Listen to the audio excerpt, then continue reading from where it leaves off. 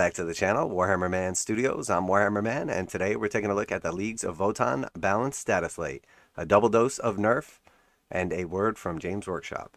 So they put together a little skit here. You can watch it if you want. Did you know that the Leagues of Votann are James Workshop's new favorite army? This might explain a few things. There's been a lot of talk about the latest faction to hit Warhammer 40,000 lately. It's super exciting to see a whole new civilization in the game, bringing new rules, new lore, and an amazing new range of miniatures. However, now that players have the codex in their hands, we know there's some concern that the army is too powerful compared to the other forces in the game. That's not good. We never want anyone to feel like their games won't be fun or fair, nor that the outcome is set even before a die is rolled. We've gone back to have a look at them again, and they are indeed a few places where rules interactions are too powerful and units are too cheap in points for what they do. How did this happen? Warhammer 40,000 is a big complex game with lots of factors to account for, and codexes are usually written and sent off to printing a good few months ahead of publication. In practice, this means that it's not always clear what kind of competitive environment a new book will drop into. In this instance, the army was tested against other recent books like Eldari and Tyranids, many of which have seen their own increase in points and rules adjustments since the release to align with the wider game. We've got a devoted rules team and an amazing group of playtesters, but even after a rigorous testing period, sometimes we miss things that passionate worldwide community of hundreds of thousands will quickly spot. We're sorry, we didn't get these rules right out of the gate, and we'll fix it. What are the changes? To start off with, we're updating a few new rules ahead of the main Leagues of Votann miniatures release, so players know that they're getting for the points and can play accordingly. What are the changes? To start off, we are updating a few rules now, ahead of the main Leagues of Votann miniatures release, so players know what they're getting for their points and can plan accordingly. We wouldn't want you to buy a full 2,000 point army only to find out that it no longer fits the updated rules. Well, that's a change for Games Workshop, since that's literally what they've done for like the last handful of codex releases. We've kept the changes pretty simple with two key updates. 1. There's an increase in points for units across the army, so basically everything went up in points. 2. We're changing the way the judgment tokens work, so that hits benefiting from them no longer count as automatic 6s to wound. These changes will appear in the official Warhammer 40,000 app shortly, while you can download the update here. So let's take a look at these. Leagues of Votann will still be a very powerful force, even after these changes, but hopefully not one that stomps its way to easy victory in every game. For players going up against them, they do have weaknesses you can exploit. They aren't fast, and they tend to have limited and predictable threat ranges. You'll still find them formidable opponents, just as they should be. As ever, the Warhammer Studio will keep a close eye on the rules for upcoming games and tournaments, as well as feedback from players. If you ever have any specific rules questions you'd like answered, you can send them to 40kfaq@gwplc.com. So let's take a look at these rules updates and see what's going on here. So if we go over to the FAQ page, we see the Codex Leagues of Votann and Leagues of Votann point value increases as well. So we have two separate nerfs for them. So the first one here, Codex Leagues of Votann Indominus version 1.0. So updates and Errata, page 86, Eye of the Ancestors, 5th paragraph, changed to read. Note, if an attack automatically wounds a target as a result of this ability, then for the purposes of any other rules that are triggered on a particular wound roll, that attack is never considered to have been made with an unmodified wound roll of 6. So if you get a, let's say, 6 with a single judgment token, or 5 with 2 judgment tokens, or 4 with 3 judgment tokens, prior on your hit roll, a 4, 5, or 6, depending on how many judgment tokens, would score an automatic wound, and it would count as an automatic wound roll of 6. Now it will still score the automatic wound, but it will not count as an automatic wound roll of 6. What does this mean in games terms? The main thing that was benefiting from automatic wound rolls of 6 was essentially the rail cannons. So that's going to make a big difference for them. If they can no longer benefit from that auto 6 to wound, well, the more times you auto wound, the less times they even have the ability to trigger that. So for instance, if you were going to shoot with multiple rail cannons and right off the bat you had 3 judgment tokens on the target, you should full on know there's a 50% chance that you're going to get a hit and wound with your roll. So a 4, 5, or 6 will auto hit and then auto wound, but it will not count as a 6. So therefore you don't even get a wound roll now for an attempt to trigger the special ability of the rail rifle, which is the damage spilling over. So if you get a benefit from the auto wound, you cannot benefit ever from the rail rifle's abilities. So, and that goes for the big railgun as well. So in my opinion, those rail weapons got substantially worse, because most of the time you're probably going to be shooting them at something with 1 or more judgment tokens, because you're looking to stack up judgment tokens on key targets, and you're probably looking to shoot your rail cannons at key targets as well. Therefore, those things are going to align, but now instead of synergizing with each other, they actually work against each other, because the more judgment tokens you have, the more likely you are to get the hit turned into an auto wound, and the more likely you get the auto wound, the impossibility then arises of you rolling a 6 to wound. So a big nerf, in my opinion. Now, is it good? Is it bad? Well, it's too soon to tell. We don't even have the models out yet. There's no way this is adequately play tested. There's no way to actually know if this is too powerful or not powerful enough, etc. There just hasn't been enough results out there. I normally would like to see tournament results so we can rely on those. I would like to see how they're actually playing. And the truth is, you have some people proxying in the community. You have some people that have had the codex for a few extra weeks. But the truth is, we don't really have any actual data on the Leagues of Votann yet. So this is all going on people's sentiment, in my opinion. So that being said, let's take a look at our second set right here, the Leagues of Votann points values. All right, so we're just going to go down the list here. We can see the changes in red. I'm just going to hit you guys with the new point cost and then the old point cost as well, and then what the difference is and whether or not I think it is justified. So we have the HQ slots first. We have Uthar the Destined. He was previously 140 points. He is now 160. So he went up by 20 points, roughly about 13%. He's pretty good. He is pretty good. So 160 for him makes sense. I could see that. Next, we have the call. So your regular call is 70 points previously. Now it is 80 points plus equipment. So it went up by 10 points. Uthar went up by 20. He went up by 10. I think this is probably a fair change right here. The Einherjar Champion is next. Einherjar Champion was 90 points. He is now 110, so he went up by 20 points. So this is over a 20% increase basically in him. I think this is a little too much. The Einherjar Champion is pretty good, but I don't think that he is this amazing, in my opinion. At 110, I think it's still balanced. At 90, it was probably a little cheap. I think they probably should have just gone with an even 100. I don't think the Einherjar Champion is as good as people are thinking. Next, we have the Grimnir. So the Grimnir is pretty good overall. Your only psyker in the list. Comes with a couple extra models in the unit. So it is 3 models for 90 points. It was previously 80 points for the Grimnir. So he went up by 10 points. I don't think it's particularly amazing. The command point ability is pretty good. There's some other good abilities as well. I think a lot of people will include them, but I don't think it's really going to make a big difference. Because even if you were taking a psyker, you're probably taking 1, maybe 2. So we're talking about like a 10 to 20 total point increase in the army. Not going to make a difference. Next, we have the Brokir Ironmaster. So the Brokir Ironmaster end unit is 5 models. It was 80 points. It went up by 10 points. And then for the Brokir Forge Master, it's another 25 points to upgrade him to like the unique character. This is one area where the points increase could have been bigger. They raised the points on the Brokir Ironmaster only 10 points, and I think he's probably one of, if not the best unit in the book. And the Brokir Forge Master is extremely good for another 25 points. So you basically raise the points on the Brokir Ironmaster up to 90, and then the Forge Master is another 25. So we're still talking about a 115 point character with 4 models in his unit that can repair, 4 wounds on a damaged vehicle per turn, can grant a unit in your army, either core or vehicle, +1 to hit, can ignore the first damage roll of a nearby vehicle. There's just a lot of rules for this guy for 115 points now, or 90 points accordingly. I think most armies are probably, if they're vehicle heavy, going to have 2 of these in their army. One is a Forge Master and one is an Iron Master. And my honest opinion, at 90 points, this model, this unit is still undercosted. Still undercosted. Now, is it possible that you just shoot a bunch of las cannons at this unit and just smoke the entire unit instantly? Sure. It's definitely a possibility. And you ignore the character rule because you're shooting at a unit, etc. But we're talking about a 90 point unit. So in my opinion, this is still undercosted, and some of the other stuff in the army has paid the price for that.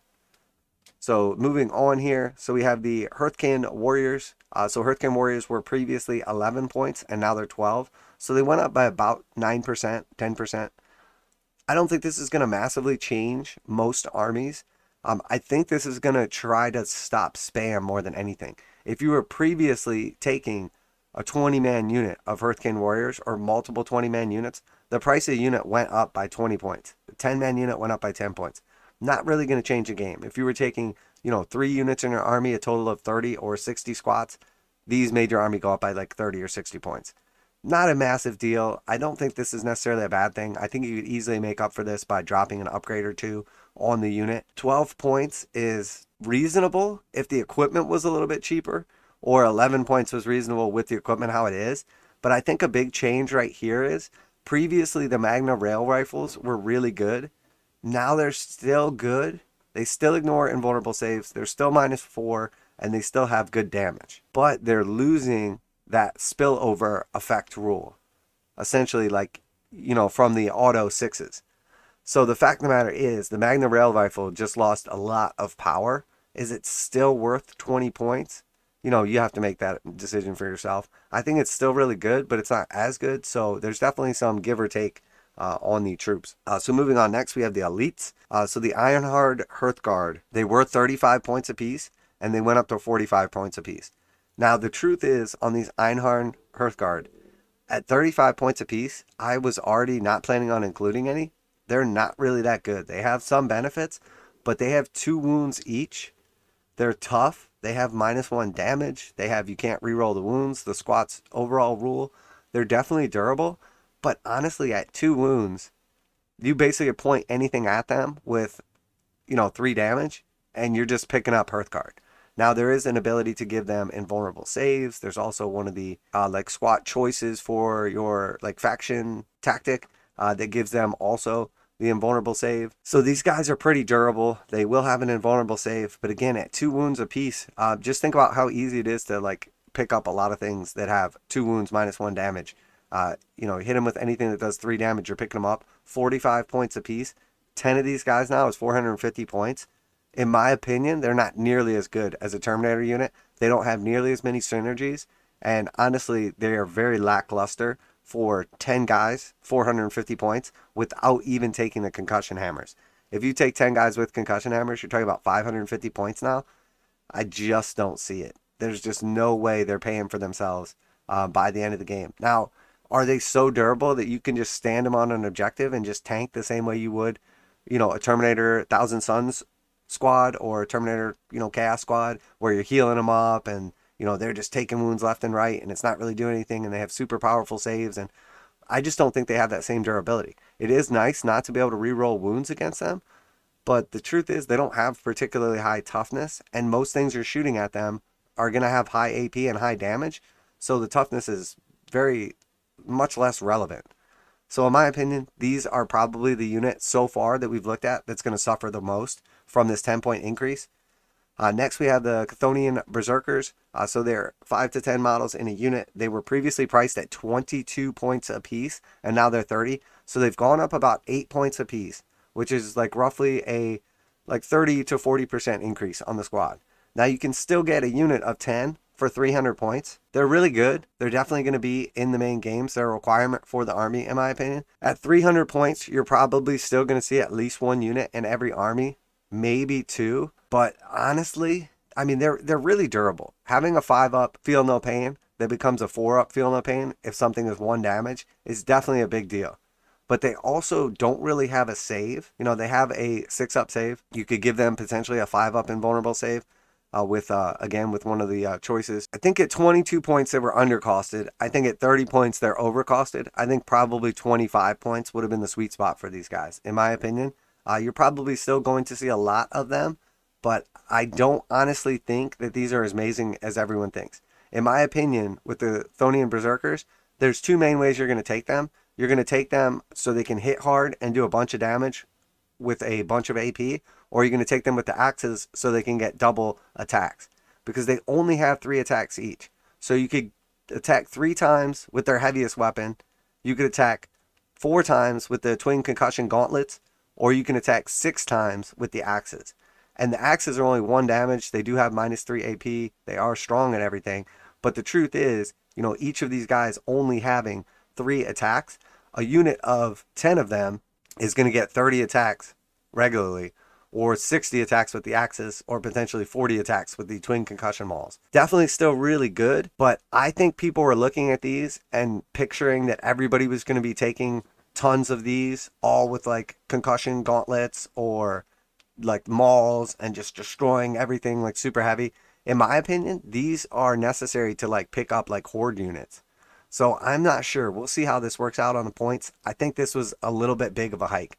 Anytime you hike a unit from 22 to 30, I think that's a big hike. That's a big hike, you know, almost 50%. So next we have the Hearthcan Pioneers. In my opinion, these are one of the best units in the entire book. They have the most shooting. They have the most mobility. They're durable. They have 3 wounds each. It's strange to me, honestly, that the Pioneers have 3 wounds apiece, but the Hearthguard only have 2. That just absolutely blows my mind. But that being said, they were 30 points apiece, and they've gone up to 35 points apiece. I think this is a fair points increase. If you're increasing everything across the board, I think these going up 5 points is a blessing. A lot of other stuff, I mean, they could have easily gone up 10 or more points, like some of the other units did. I think at 35 points, they're probably fairly priced. The truth is, previously, you were taking like 3 of these for 210, or I'm sorry, you were taking like 3 of these for like, what, 120, or 6 of them for 210. So now if you take 6, you're paying 240. I think that's pretty realistic for the unit, and that's with upgrades too. Next we have the Sagittar. So the unit size is 1 to 2. The previous point cost on the Sagittar was 110, and now it's 130. So it went up by about 20 points. Now this is a pretty good unit. I like it, but also it's important to understand that it competes with a fast attack slot with the Pioneers. So if you're going to take, you know, 2 units of Pioneers, you can only take 1 or 2 Sagittars. They do have a cool ability because you can basically put your Hearthcan Warriors into Sagittars and split the unit. So if you have a 10-man unit of Warriors, you basically take 2 Sagittars in a unit, and then each can carry 5 guys. So you split the 10-man unit into 2 5-man units. It's a cool ability. Now the thing is that in order to use that ability, you know, your Hearthcan Warriors, 10 of them is 120 points. So you could take another 10 for 120 points, or you could buy 2 transports at 130 points each to avoid having to take the other 120 points. So you could have 10 squats split up in 2 vehicles, and with no upgrades whatever, you're talking about 380 points for a 5-man, and 2 transports. Or you could just take 2 squads of the Warriors with no upgrades for 240 points. So their main purpose is obviously like, you know, a light transport with some firepower. But the benefit of splitting units really only applies, if I'm not mistaken, it only applies to the Hearthcan Warriors. Because you could already take 5 Berserks and just put them in a single Sagittar. The main benefit of the 2-man units is allowing you to split up one of your units of Hearthcan Warriors. Again, it's a neat ability, but the Hearthcan Warriors are so cheap in comparison to the transport that it kind of like invalidates the whole idea here, in my opinion. Now, they do already include a decent weapon, and then if you want to upgrade to the high-las beam cannon or the L7 missile launcher, it's another 20 or 30 points respectively. I think that puts these things unusable. At 130 points, and then you're going to put a high-las beam cannon on it, so it's 150 points. There's no way that that stacks up compared to like the other transport units or tanks or whatever this thing is going to be compared to. So in my opinion, the Sagittar went up entirely too much.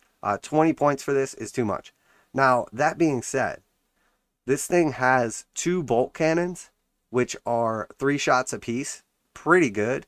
So that's 6 shots right there. And then if you take the free upgrade weapon, or the free weapon, the autocannon, matter autocannon, it's another 6 shots. So each of these can dish out 12 shots, you know, at close to medium range, doing a decent amount of damage overall. But to tell you the truth, I think 20-point hike on this is too expensive. That's almost a 20% increase in the Sagittar. That is just too much. Now, we'll see when they come out. So next we have heavy support. So we have the Brokir Thunderkin. So 40 points apiece for these guys. I'm not sure that anyone was even planning on taking these anyway. They are by far the worst unit in the book, in my opinion. They were 30 points each. Now they're 40 points each. They already weren't good to begin with. So I just don't see people taking them now. They were already not good. I think now they're honestly unusable. So last but not least, we have the Hecaton Land Fortress. So this is the big bad that everybody was afraid of. It is very good, for sure. It was 230 points. It is now 300 points. So again, it went up by 70 points, a 25% increase on this thing before a single one has ever even hit the table. They could have probably just raised the points a little more modestly on everything, or raised it on a couple of key units that they thought were going to be an issue. But in my opinion, just regular, just hikes across the board, I think this was a little over the top, in my opinion. Especially because the whole time all this playtesting has been taking place, everything has been counting on the sixes to wound special rule. So you're taking away that at the same time as you're adding in a bunch of points. I just don't like how this is all flushing out. Now we'll see in time with playtesting or with actual playing, etc. But in my opinion, the playtesters have completely failed on this one. Games Workshop should legitimately rethink what they're doing to playtest rules, because, a lot of people's main complaints about these books are you buy the book, you get it, it's out, and then immediately it's invalidated. And this is a perfect point. The actual codex not even available for sale yet, and it's immediately invalidated. Every unit in the book has a points change, and one of the main rules in the book has already changed as well. And I'm sure this is only just the beginning. Now the question is, did they over nerf the squats now and they're going to have to roll some of this back, or the squats just aren't going to perform that well?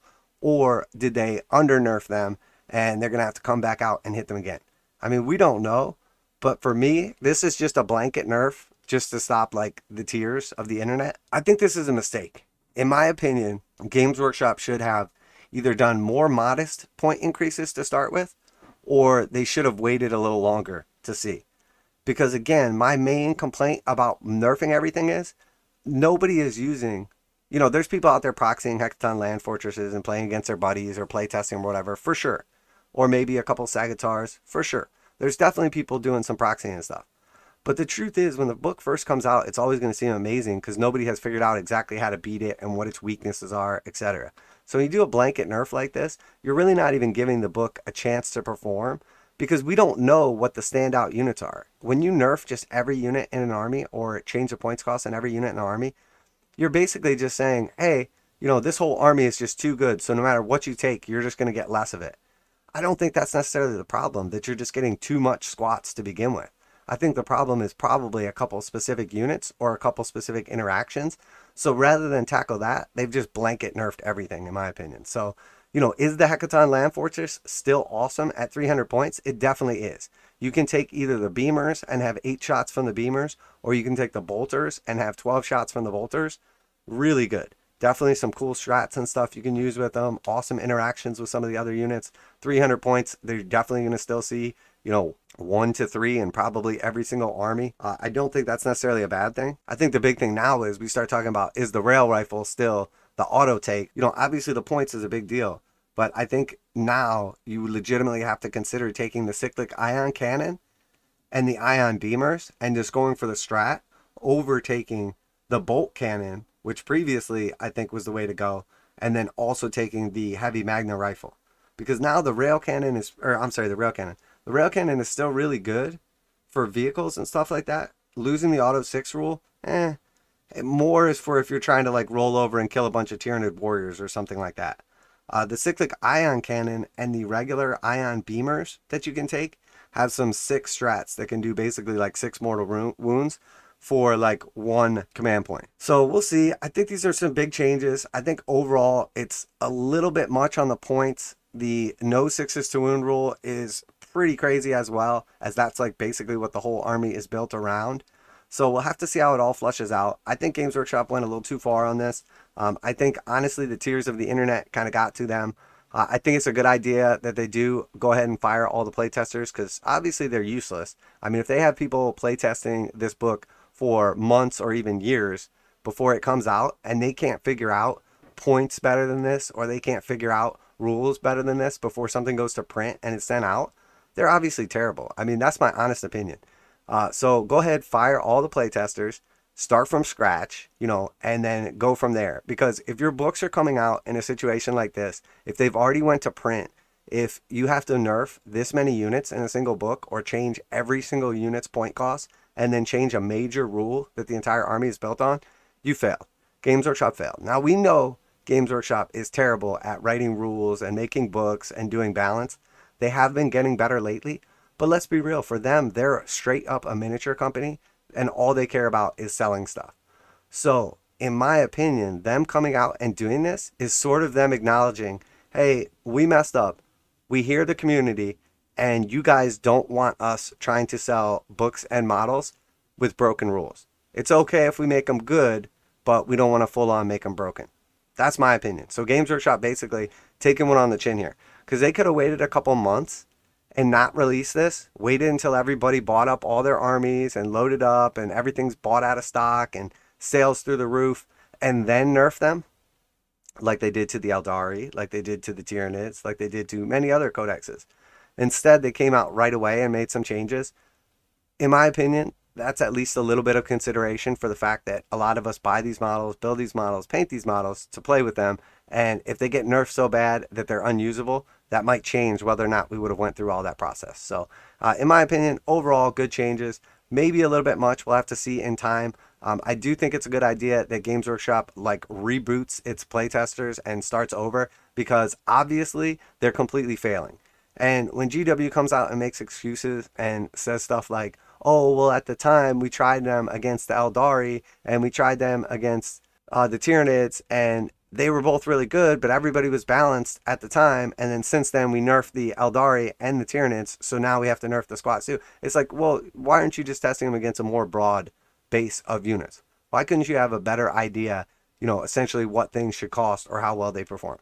It tells me honestly that the playtesting department or the rules department is seriously lacking talent, or maybe just man hours, because there's no way this many books in a row should have come out broken like this. I mean, somehow they managed to not have a demons book come out broken. Somehow they managed to have a chaos book come out, you know, strong but not broken. So why were Tyranids, Eldari, and squats all hit with massive nerf bats after they come out? Games Workshop was clearly taking advantage of the situation and taking advantage of rules to sell models. So that being said, going to go ahead and wrap it up there. Let me know your honest opinion down below. Over time, we'll see how this actually flushes out and whether or not these changes were good, whether or not some were overbearing. I'm assuming the fact that they were so quick to come out and nerf this, obviously they're listening, which is good. So if it's overbearing, if the army just comes out now and just can't perform because of all these points increases or the big change, are they going to roll back some of these?